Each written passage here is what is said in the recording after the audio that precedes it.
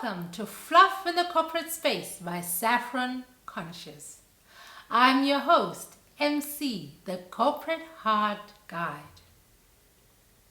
Our podcast today is titled, Why There's No Heart in Corporate and Why It Matters More Than We Think. There's a phrase we hear often, there's no heart in corporate. And I have been sitting with that, not as critique, but as a question. Is it that there's no heart?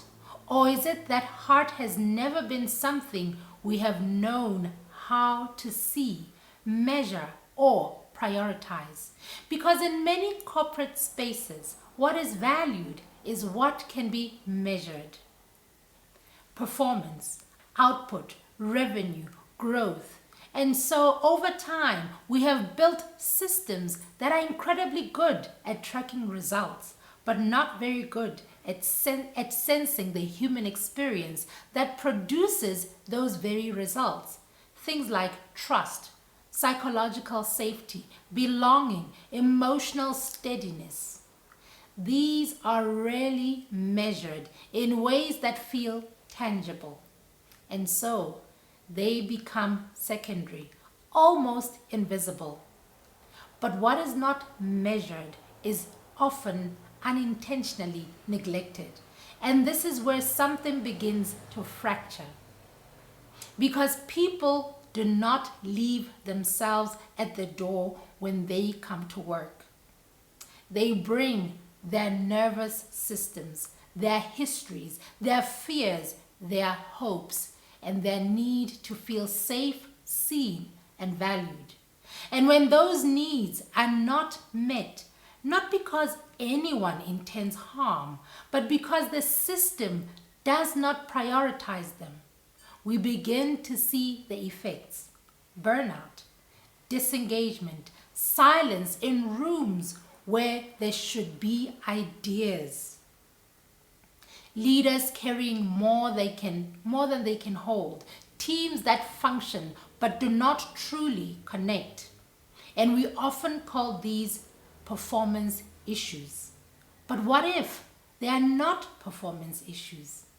What if they are coherence breakdowns? In the series I've been sharing on coherence, I've been exploring this idea that coherence is what happens when there is alignment between how we feel, how we think, and how we act, individually and collectively. And when there is coherence, there is a kind of ease, clarity, flow. People are able to access their full intelligence, not just cognitively, but emotionally and relationally. But coherence does not happen by accident. It requires a certain internal environment. And this is where the heart comes in. Not the heart as softness, not the heart as being nice, but the heart as a kind of intelligence, a regulating center. The heart is what allows us to settle, to feel safe enough to be present, to listen, not just to respond, but to understand. And when people feel safe, something shifts.